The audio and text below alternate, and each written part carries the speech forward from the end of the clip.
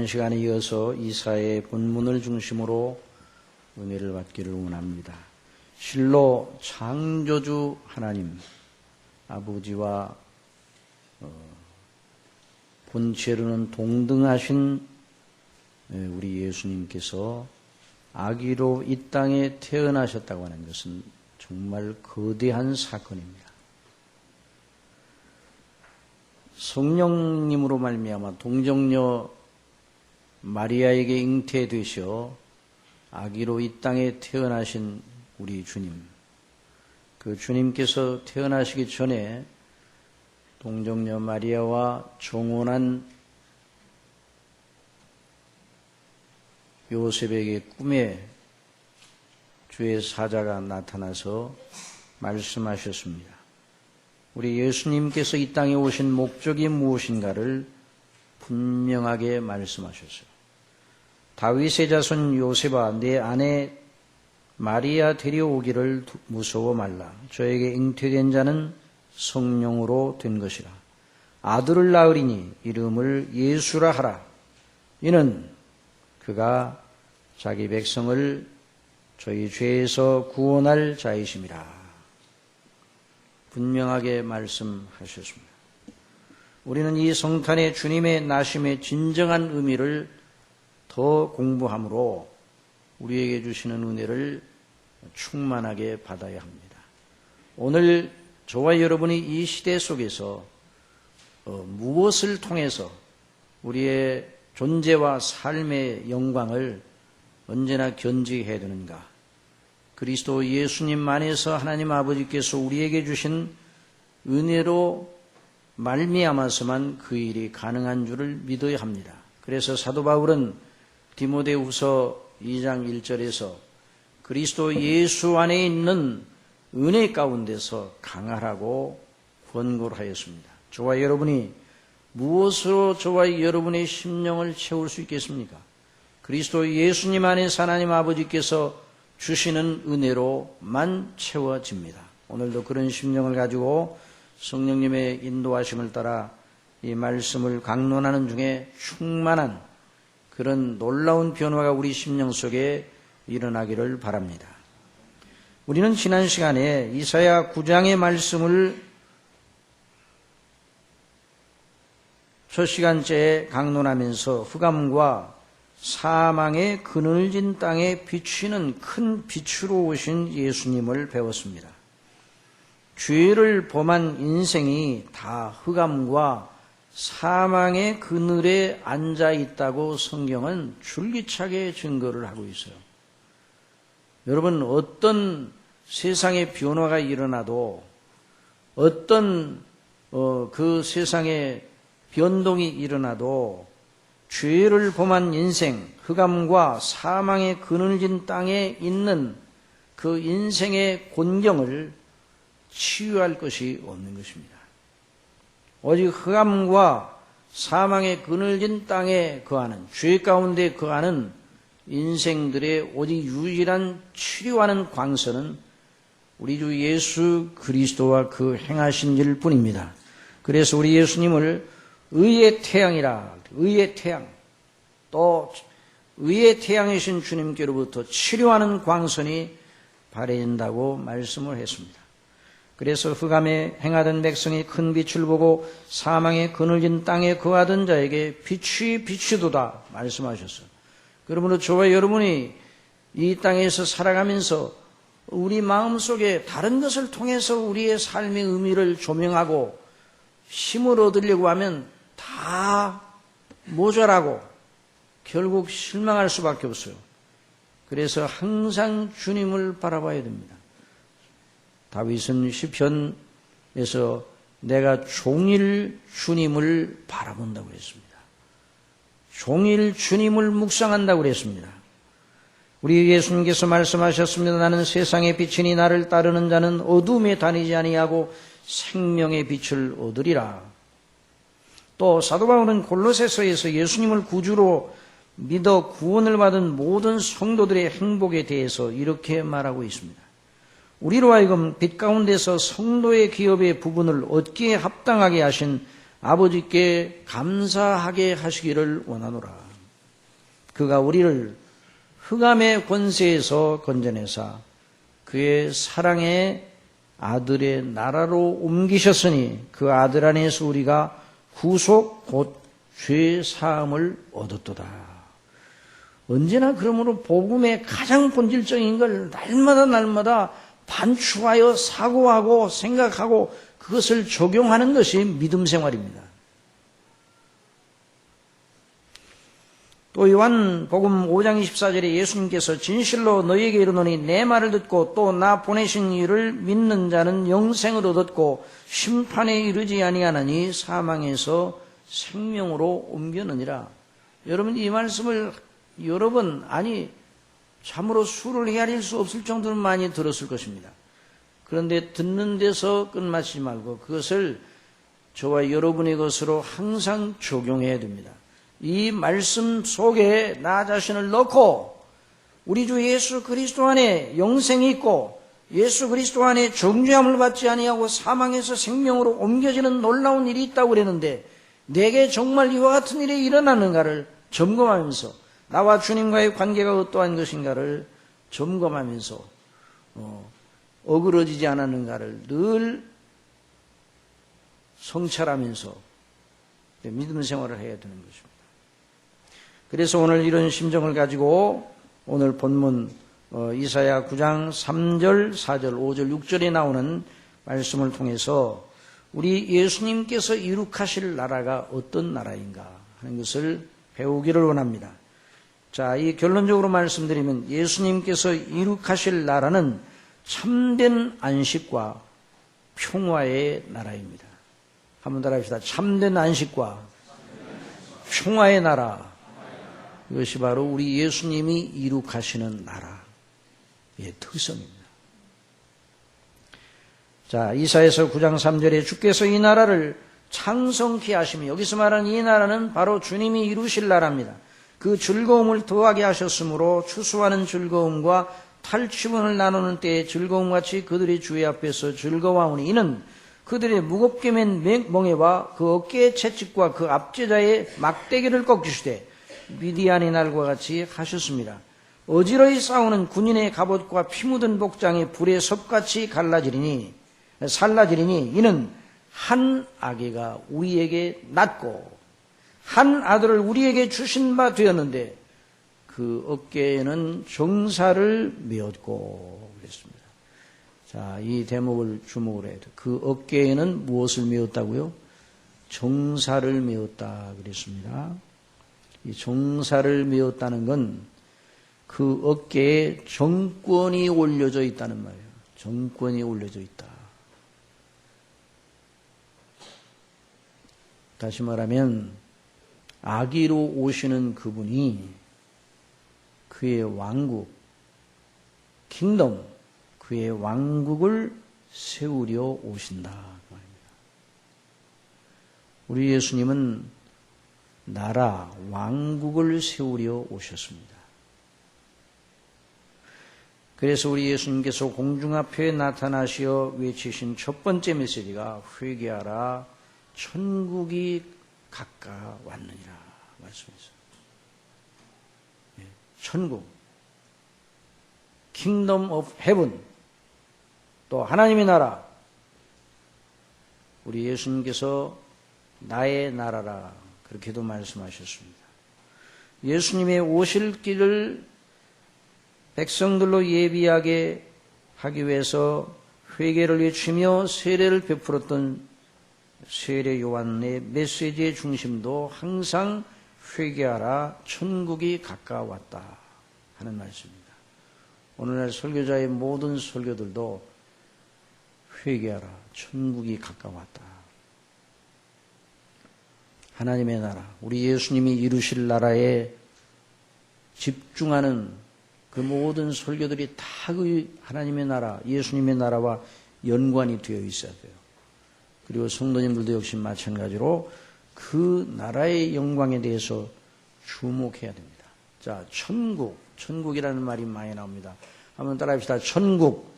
예, 천국이라는 말은 글자 그대로 말하면 하늘나라라는 그런 말인데 이 천국이라는 말은 단순하게 하늘에 있는 나라라 하는 뜻만은 아닙니다. 물론 뭐 그런 의미로도 사용을 하지만 하나님께서 세우시는 나라, 지상 나라들과 대조되는 하늘로부터 내려온 나라라는 의미를 가지고 있습니다. 하나님의 왕국, 킹덤이요. 여기서 말하는 이 나라는 오늘날 우리가 보는 이런 공화정이나 이런 것이 아니라 그 왕이 통치하는 나라. 그래서 우리 예수님이 임금이십니다. 임금. 자, 우리 예수님은 임금이십니다. 왕이신데요. 그래서 하나님께 회개하고 예수님을 믿어라 그러면 구원을 얻고 그 나라가 내게 임할 것이다. 자, 골로새서 아까 인용한 말씀처럼 흑암의 권세에서 건져내셔서 하나님의 사랑하는 아들의 나라로 옮기셨다고 그랬어요. 우리 하나님 아버지께서. 그래서 오늘도 예수 그리스도를 믿어 구원을 받는 사람은 하나님의 나라에 옮겨진 사람, 하나님의 사랑하는 아들의 나라로 옮겨진 사람입니다. 그래서 사도행전 28장에 보면 바울이 로마에 가서 2년 동안 자기 셋집에 유하면서 무엇을 했는가를 우리는 발견하게 됩니다. 그런데 그 말씀 보면 바울이 온 이태를 자기 셋집에 유하며 자기에게 오는 사람을 다 영접하고 담대히 하나님 나라를 전파하며, 자, 예수 그리스도의 구주되심을 전파했다는 말이에요. 그런데 담대히 하나님 나라를 전파하여 주 예수 그리스도에 관한 것을 가르치되 그 많은 사람이 없었더라 그랬어요. 주 예수 그리스도에 관한 하나님의 말씀이 곧 하나님의 나라에 대한 말씀입니다. 그래서 사도 베드로도 예수님을 믿는다는 건 그의 나라의 백성이 되는 것임을 말하였습니다. 오직 너희는 택하신 족속이요 왕같은 제사장들이요 거룩한 나라요 그의 소유된 백성이니 이는 너희를 어두운 데서 불러내어 그의 기이한 빛에 들어가게 하신 자의 아름다운 덕을 선전하게 하려 하심이라 그랬어요. 자, 택하신 족속이요 왕같은 제사장들이요 거룩한 나라요 그의 소유된 백성이라. 하나님의 나라를 강조하고 있어요. 자, 이처럼 예수님께서 아기로 오신 것은 정사를 맨 임금으로 곧 자기 나라를 세우려 오신 것입니다. 자, 우리 복음서에 보면 우리 주님의 나라와 관련해서 우리가 특이한 한 가지 사실을 발견합니다. 자, 예수님께서 때가 되었으나 식사 때가 되었으나 수많은 수천의 무리가 예수님의 말씀을 들으러 왔다가 식사 때를 맞이했는데 먹을 것이 없어요. 그래서 시장해야 하는 그 5천 명이나 되는 수많은 사람들을 민망히 여기셔 이적을 베푸셨어요. 그래서 그 이적을 오병이어의 이적이라고 그러죠.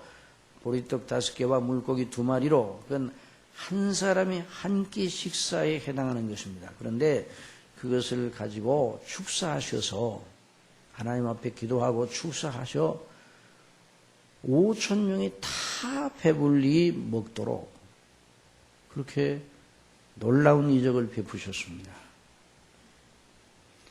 자, 이 일이 있고 나서 백성들 중에 예수님을 왕으로 세우자 하는 이런 분위기가 무르익었어요.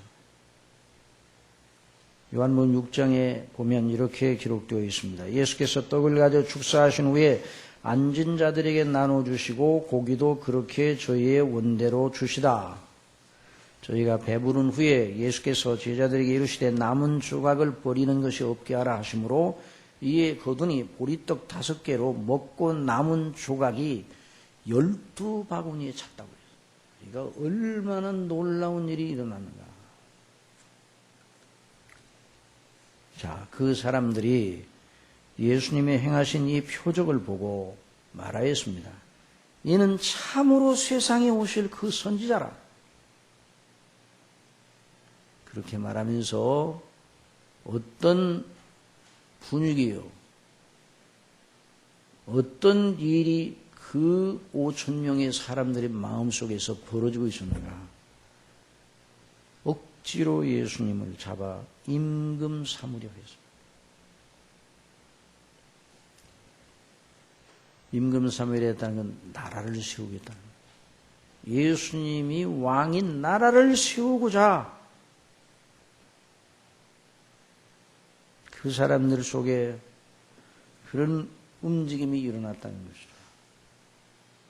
여러분, 사람들이 볼 때, 사람들의 시각으로 볼 때, 사람들이 생각할 때에 정말 때가 온 것이 아닙니까? 예수님이 나라를 세우러 오셨죠? 사람들이 예수님을 왕으로 세우리 하죠? 그러니까 딱 맞은 것 아니에요? 예수님께서 임금이 되시는 나라가 금방이라도 세워질 줄 알았습니다. 예수님이 그런 분위기에 대해서 어떻게 하셨습니까? 자, 요한복음 6장 15절에 그러므로 예수님께서 저희가 와서 자기를 억지로 잡아 임금 삼으려는 줄을 아시고 다시 혼자 산으로 떠나가시니라. 이 장면을 마태복음에서는 더 생생하게 묘사를 하고 있습니다. 예수께서 즉시 제자들을 제초하사 자기가 무리를 보내는 동안에 배를 타고 앞서 건너편으로 건너가라. 배를 타고 날이 저물어 가는데 배를 타고 저 건너편으로 걸어. 그냥 몇십 분 만에 걸러가는 게 몇 시간 동안 건너가요. 그리고 우리 예수님께서 무리를 보내신 후에 기도하러 산에 따로 올라가셨습니다. 날이 저물었습니다. 거기 혼자 계셨다고 그랬습니다. 그리고 제자들이 배를 타고 가다가 밤 4경쯤 돼서 우리 시간으로 하면 뭐 한 1시나 2시 가까이 돼가지고 바닷 가운데 바람이 일어나요. 죽을 고생을 하요. 마태복음 14장에 보면 배가 이미 육지에서 술이나 떠나서 바람이 거슬림으로 물결을 인하여 고난을 당하더라 그랬어요. 여기 예수님의 태도를 보면 예수님을 임금 삼으려는, 예수님을 임금 삼아 나라를 세우려는 사람들의 그 생각, 그 분위기가 무익었을 때의 그 분위기에서 예수님은 자신을 단호하게 떼어내셨어요. 제자들도 거기서 단호하게 제자들도 그 자리를 빠져나게 하셨어요. 그리고 밤중에 그 바다 가운데 배를 타고 가다가 돌아갈 수도 없고 더 갈 수도 없는 가운데에 이르렀을 때 물결을 일으켜 제자들의 심령 속에 있는 낮에 먹었던 나쁜 생각을 털어내었습니다. 여러분, 예수님이 임금이 되시면 제자들은 뭐가 되겠습니까? 이 세상 지상나라도 다 이 정치적인 것에서 보면 누가 되면 뭐가 되면 나는 뭐가 될까? 이런 계산이 다 정치가들 속에 깔려 있는 거 아니에요? 제자들도 마찬가지였어요. 예수님께서 그 분위기 속에서 당신 자신도 떼어내고 제자들 떼어낼 뿐만 아니라 제자들의 마음속에 있는 그 오염된 생각을 다 털어내려고 죽을 정도로 고생을 하게 하셔서 여러분, 그 후에 예수님의 나라는 어떻게 된 것입니까? 예수님은 결국 유대인들에게 고소를 당하여 잡혀 빌라도에게 고난을 받다가 죽게 되었습니다. 빌라도가 예수님을 신문하면서 다그치며 물었습니다. 네가 유대인의 왕이냐? 빌라도도 그런 소문을 들었습니다. 예수라는 자가 자기 나라 세우려 한다 하는 이 소문을 들었어요. 예수님이 대답하십니다. 이는 내가 스스로 하는 말이뇨? 다른 사람들이 나를 대하여 내게 한 말이뇨?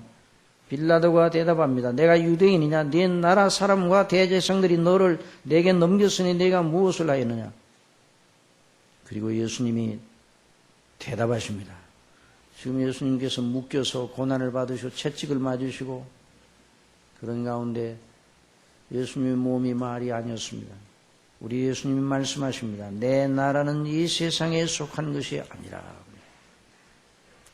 여러분, 사람의 입장에서 볼 때는 예수님이 나라를 세우려 오셨는데 실패자로 끝나가는 그런 순간이었어요. 우리 예수님이 그러나 내 나라는 이 세상에 속한 것이 아니라 만일 내 나라가 이 세상에 속한 것이었다면 내 종들이 싸워 나로 유대인들에게 넘기우지 않게 하였으리라. 이제 내 나라는 여기에 속한 것이 아니니라. 빌라도가 다그쳐 묻습니다. 그러면 네가 왕이 아니냐?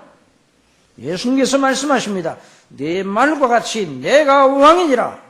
내가 이를 위하여 났으며 이를 위하여 세상에 왔느니라.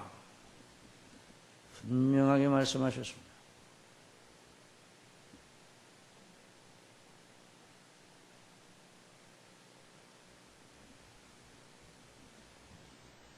그 말을 들은 빌라도는 예수님을 되도록이면 놓으려 하였지만 백성들을 두려워하여 십자가에 못 박으라고 내어 주었습니다.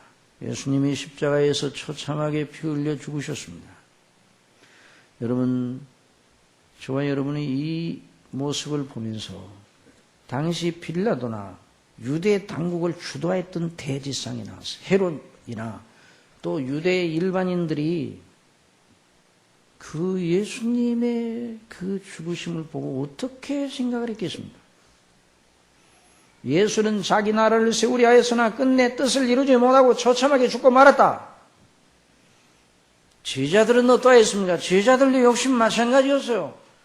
제자들도 엠마오로 가는 그 두 제자가 다른 제자들의 생각을 다 대변하는 거예요. 부활하신 예수님께서 그 제자들이 엠마오로 내려가는 슬픈 기색을 띠고 내려가는 모습을 보시고 함께 동행하시면서 예수님께서 짐짓 무슨 일이뇨?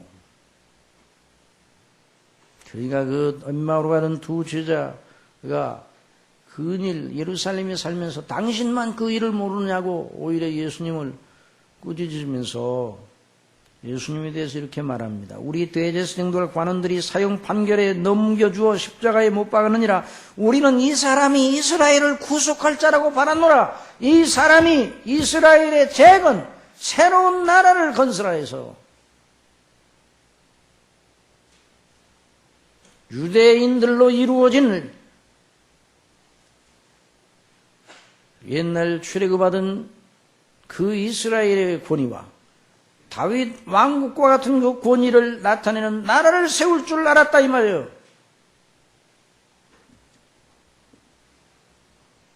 제자들의 마음속에도 예수님과 그 나라는 끝장이 났다고 생각했어요. 이것이 사람의 수준입니다. 저는 하나님 앞에 또 여러분은 하나님 앞에 늘 이 기도를 해야 합니다. 저와 여러분이 늘 하나님 앞에 기도해야 됩니다. 주여, 저희들로 하여금 사람의 생각에 머무르지 말게 하여 주옵소서. 아버지의 말씀과 생각을 따라서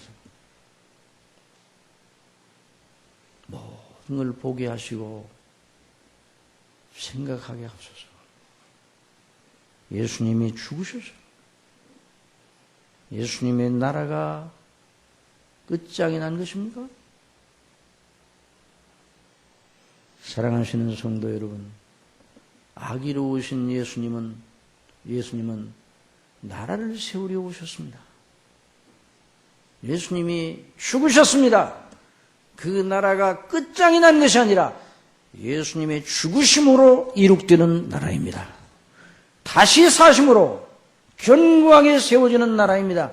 그러므로 지금 예수님이 이 이사야를 통해서 예언하신 대로 하나님의 나라는 지금 서 있음을 잊어서는 안 됩니다. 여러분, 세상 나라는 변동이 되고 진동하고 역사 속에 수많은 대국들이 다 흔들리고 그리고 넘어지고 폴싹 망해버리곤 했습니다. 우리는 소련이 막강한 군사력과 엄청난 정보력과 통제력을 가지고 거대한, 그래서 미국과 자웅을 겨루는 그런 나라였던 것을 우리는 알고 있어요. 그 나라가 하루아침에 망했습니다. 세상 나라는 그렇습니다. 그러나 우리 예수님의 나라는 절대로 망하지 않습니다. 여러분 믿습니까? 여기에다 소망을 두어야 됩니다.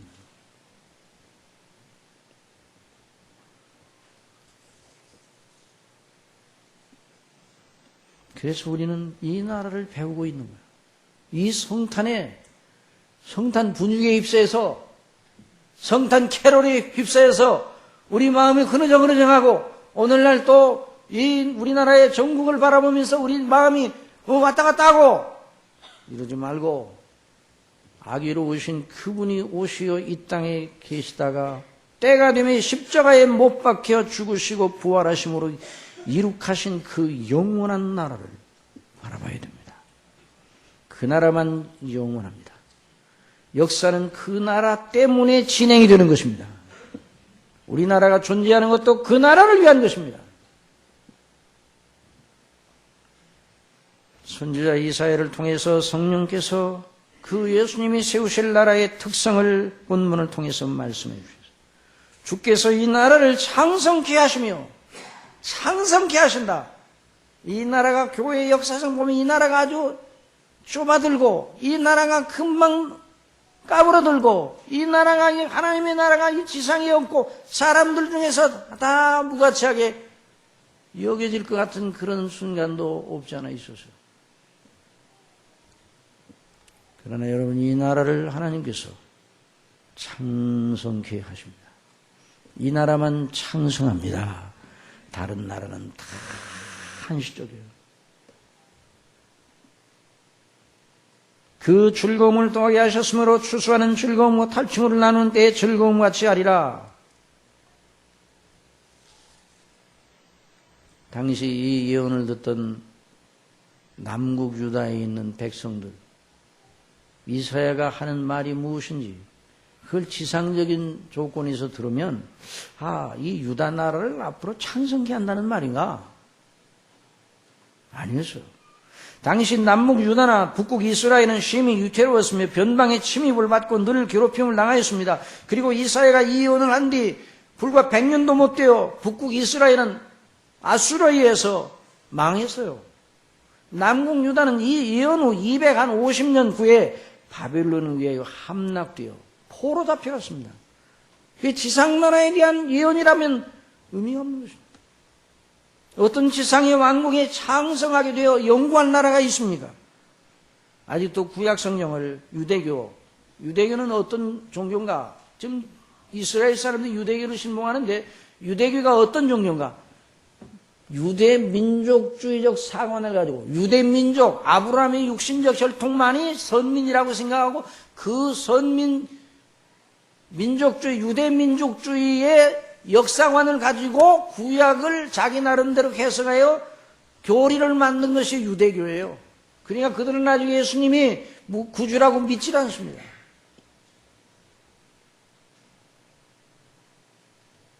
유대인들로 이루어지는 거대한 어떤 왕국이 나타나서 세계를 통괄할 그런 꿈을 꾸고 있어요.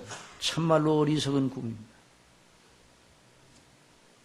이사야가 예언한 바 창성하게 될 나라는 바로 그리스도 예수님의 나라입니다.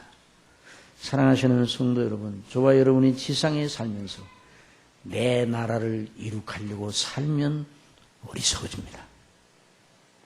내 나라는 이룩되지 않습니다. 된다 할지라도 무너져 버립니다. 여러분 믿습니까? 그러니까 무너질 나라를 무엇 때문에 세우는 거예요? 우리 개인의 삶에 대해 기대하기를 정말 내 집이昌盛하게 되어 떵떵거리며 걱정 없이 살게 될 날은 언제인가? 이런 기대를 하면서 나의 존재와 삶의 목적과 의미를 거기에 두면 어리석어지는 거예요.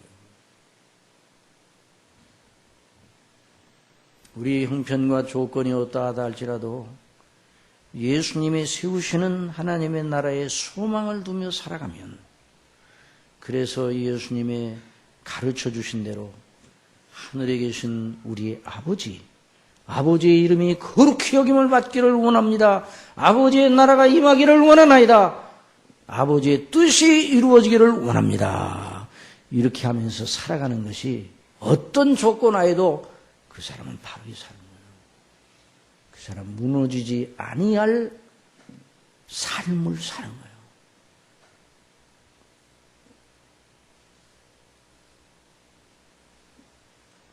여러분 세상의 어느 나라에 가서 살면 최상의 영화를 누리겠습니까? 어느 나라에 살면 정말 행복하겠습니까? 이 지상에.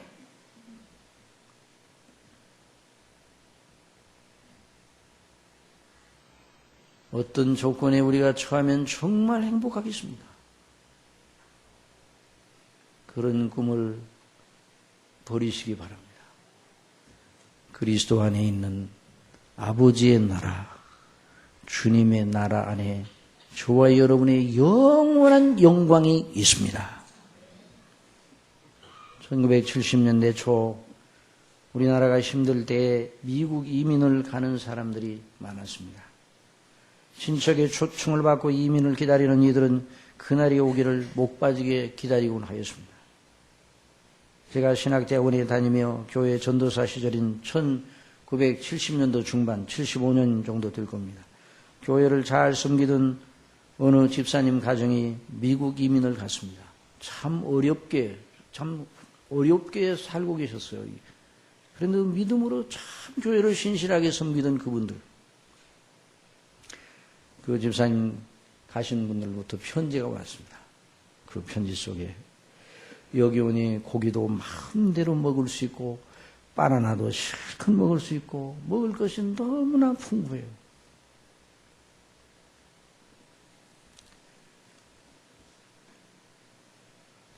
지금 생각하면 이 말을 들으면 웃음이 나오고 감동이 안 되지만 그때는 감동이 되더라고요. 아, 고기도 실컷 먹을 수 있고.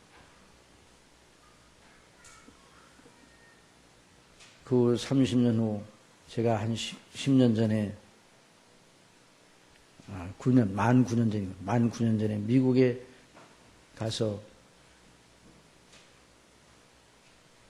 어느 교회 주일 설교를 서로 약속해서 말씀을 증거하게 되는데 그 교회를 갔더니 어느 권사님이 저를 딱 보더니 처음 모르시겠어요 그러는데 바로 그 집사님이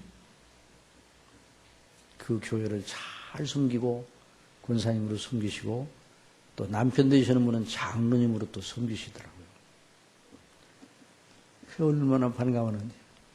그 다음에 이제 예배를 마치고 주일은 그렇게 지나고 어느 날 약속을 해서 거기 이제 여러 이제 성도님들이 저를 아는 여러 성도님들이 이제 자리를 마련해가지고 같이 모였습니다. 근데 이제 살아가시는 말씀을 하시는데 삶의 외적인 조건은 여기서 사실 때보다 조금 나아지긴 해도 고단해요. 세탁소를 운영을 하시더라고요, 여전히.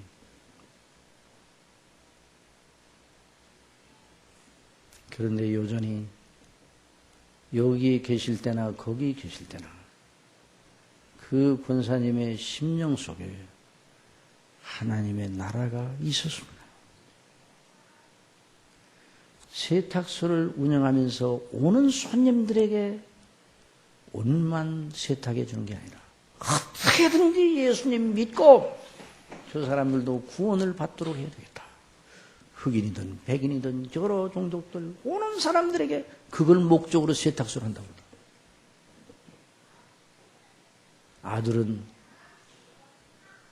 그때 떠날 때는 이제 초등학생이었는데 그 아들은 장성해서 그 어떻게 됐어요? 그 아들은 인도네시아에 선교사를 가서 섬기게 됩니다.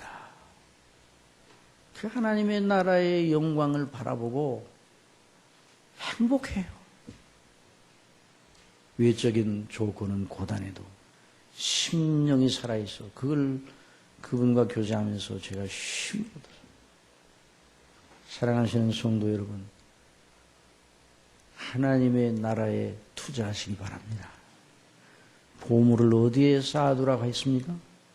하늘에 쌓아두라고. 하나님의 나라에. 오직 너희를 위하여 보물을 하늘에 쌓아두라. 거기는 좀이나 동록이 하지 못하며 도적이 구멍을 뚫지도 못하고 도적질도 못하느니라 말씀하셨습니다. 여러분, 저와 여러분의 삶의 조건이 어떠할까 할지라도 삶의 동력을, 존재의 의미를 조건 속에서 찾지 말고 하늘에 계신 우리 아버지, 그 나라의 임금이신 주님으로부터 찾으시기 바랍니다. 주님을 부르시기 바랍니다. 성령께서 우리 속에 큰 믿음을 주시잖아요. 지상에 우리가 속한 나라가 흔들려도 우리 마음의 중심은 흔들리지 말아요. 그 나라를 창성케 하시고 그리스도가 다시 오실 때 완성하실 것입니다. 다른 나라는 다 없어지지만 그 나라만 영화롭게 영원토록 서게 될 것입니다. 그 나라의 백성으로 그리스도와 함께 존귀한 자로 그날 서는 사람, 그 사람만이 행복을 논할 자격이 있습니다. 다른 건 다 없어지는 거예요. 다 불타버리는 거예요. 그 나라는 어떤 나라인가? 즐거움의 나라입니다. 무슨 나라라고요? 즐거움의 나라. 그 즐거움을 더하게 하셨으므로 추수하는 즐거움과 탈취물을 나누는 때 즐거움같이 그들의 주의 앞에서 즐거워하니, 지상에서 제일 기쁠 때가 언니가 추수의 기쁨, 전쟁에서 이어 탈취물을 나눌 때의 기쁨을 이렇게 이제 묘사를 했어요. 그러니까 그리스도 안에 진정한 승리를 거두고 기쁨을 얻게 된단 말이에요.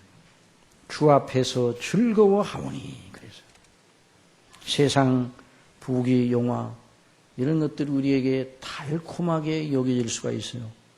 그러나 달콤하나 그 속에 독이 들어 있습니다. 오늘은 타나 내일은 써요. 그러나 하나님으로부터 오는 것은 오늘은 써 보이나 내일은 답니다. 주께서 내 마음에 두신 기쁨은 저희의 곡식과 새 포도주에 풍성할 때보다 더하니다 말씀을 했어요. 내가 평안히 눕고 자기도 하리니 나를 안전히 거하게 하시는 이는 오직 여호와시니라. 주께 힘을 얻고, 누구에게 힘을 얻어요? 주님께 힘을 얻고 그 마음에 시온의 때로가 있는 자, 바로 하나님의 나라에 주님이 세우실 그 나라의 영광을 바라보는 사람. 저희는 눈물 골짜기로 통행할 때 그것으로 많은 샘의 곳이 되게 하며 이런 비도 은택을 입히나이다. 저나 여러분아, 이 세상을 지나가는 건 눈물 골짜기를 통과하는 것 같은 그런 일입니다. 그렇다고 해서 염세주의에 빠지라는 건 아니지만, 그러나 주님을 바라보는 사람, 그런 눈물 골짜기가 변하여 많은 생수를 쏟아내는 그런 샘과 같은 것으로 변하게 됩니다. 이런 비도 은택을 입히나이다. 저희는 힘을 얻고 더 얻어나가 시온에서 하나님 앞에 각기 나타나리이다. 왜 이 나라가 이렇게 영광스러운 나라인가? 자, 거기 4절, 5절에 있는 말씀 우리 다 같이 읽어보십시다. 이제 다 같이 읽어 시작. 이는 그들의 무겁게 맨 멍에와 그 어깨의 채찍과 그 앞지다의 막대기를 꺾으시되 미디안의 날과 같이 하셨습니다. 어지러이 싸우는 군인의 갑옷과 피 묻은 복장이 불의 숲같이 살라지리니. 이건 하나의 비유의 말씀이에요. 비유의 말씀. 죄 속에 빠져서 억압을 당하고 마귀에게 죄로 말미암아 사망의 세력을 잡은 자 마귀가 우리에게 거짓된 생각을 집어넣으며 고통당하는 죄 가운데 수고하는 우리들을 그 피로 구속하셔서 안식을 주시겠다는 거예요. 수고하고 무거운 짐진 자들아 다 내게로 오라. 내가 너희를 쉬게 하랴. 나는 마음이 온유하고 겸손하니 나의 멍에를 메고 내게 배우라. 그러면 너희 마음이 쉼을 얻으니 이는 내 멍에는 쉽고 내 짐은 가벼우니라. 죄에서 우리를 구속하신 주님의 은혜를 의지하면 그런 안식을 얻겠다는 말입니다. 여기 미디안의 날과 같이 하리라. 이스라엘을 괴롭게 하고 곡식을 탈취하며 압제하는 미디안의 악독에서 그들을 건지기 위해서 기드온을 세워서 기드온 300용사가 그들을 다 쳐부시고 이겨 기쁨을 얻게 되었죠. 우리 예수님께서 죽기를 무서워함으로 일생에 매어 종노릇하는 모든 자를 놓아주고 사망으로 말미암아 사망의 세력을 잡은 자 곧 마귀를 없이 하시며 우리 예수님이 죽으심으로 마귀의 세력을 죽인 것이에요. 다시 사심으로 저와 여러분으로 하여금 영원한 생명의 소망을 주셨습니다. 저와 여러분은 결코 죽지 않습니다. 이 나라에 속한 자는 영원토록 영화롭고 즐겁습니다. 우리 예수님께서 십자가에 못 박혀 죽으시는데 회개한 옆에 있는 강도가 예수여 당신 나라에 임하시거든 나를 생각하옵소서. 진실로 내가 네게 이르니 네가 나와 함께 낙원에 있으랴. 그것이 어떤 곳이라고요? 낙원이야. 그래서 우리가 이런 믿음을 가지고 범사에 살아야 될 것입니다. 우리 예수님이 이룩하실 궁극적인 나라는 어떤 나라인가? 안식과 평화의 나라입니다. 그래서 이사야 또 11장에 이런 말씀을 했습니다. 이제 이 말씀을 중간하고 읽고 끝나겠습니다. 그때 이리가 어린 양과 함께 거하며 표범이 어린 염소와 함께 누우며 송아지와 어린 사자와 살진 짐승이 함께 있어 어린아이에게 끌리며 암소와 곰이 함께 먹으며 그것들이 새끼가 함께 엎드리며 사자가 소처럼 풀을 먹을 이런 세대가 온다는 거예요. 그리스도 안에. 젖 먹는 아이가 독사의 구멍에서 장난치며 젖된 어린아이가 독사의 굴에 손을 넣어도 물지 않는다. 나의 거룩한 산 모든 것에서 해됨도 없고 상함도 없을 것이니 이는 물이 바다를 덮음같이 여호와를 아는 지식이 세상에 충만할 것입니다. 하나님의 나라입니다. 이 나라가 반드시 완성이 됩니다. 이 나라가 그리스도 예수님의 죽으심과 부활하심 대속의 역사로 기반이 완전히 닦여졌습니다. 그리고 이 나라에 속한 백성들은 영원히 영화로울 것입니다. 이 믿음을 다시 되찾고 이 성탄 분죽에 빠지지 말고 진리의 영광에 빠져 악이로우신 예수님을 인하여 기뻐하고 감사하는 귀한 역사 넘치기를 간절히 바랍니다. 기도하겠습니다. 사랑하시는 아버지 하나님, 주의 영광을 인하여 기뻐하고 찬미하고 아버지께서 그리스도 안에서 저희들을 죄에서 건져주시고 그 대속의 죽으심과 부활로 말미암아 영원한 아버지의 나라, 사랑하는 우리 주 예수님의 나라로 옮기셔서 의에 거하는 바 새 땅과 새 하늘에서 우리 아버지를 영화롭게 하는 사람들로 세워주신 이 너무나 크고 놀라운 복을 저희들이 받았습니다. 이 복을 놓치지 말게 하여 주옵소서. 저희 자신을 바라보고 세상을 바라보고 삶을 사람들의 행사를 바라보면 실망과 낙담밖에는 없지만 주님을 바라보면 새 힘을 얻습니다. 주님을 바라보면 위에 거는 바 새 하늘과 새 땅을 바라보고 그래서 하나님의 나라는 마시는 것과 먹는 것과 마시는 것에 있는 것이 아니라 성령 안에서 의와 평강과 희락이라 말씀해 주셨으니 이런 믿음으로 견고히 다시 저희들을 세워 주시옵소서. 이 성탄의 계절에 우리의 마음이 흐느적거리지 말게 해주시고 진리 안에 견고히 있어서 아기로 오신 우리 예수님의 그 탄생을 인하여 기뻐하고 감사하는 저희가 되게 하여 주옵소서. 예수님의 이름으로 기도드립니다.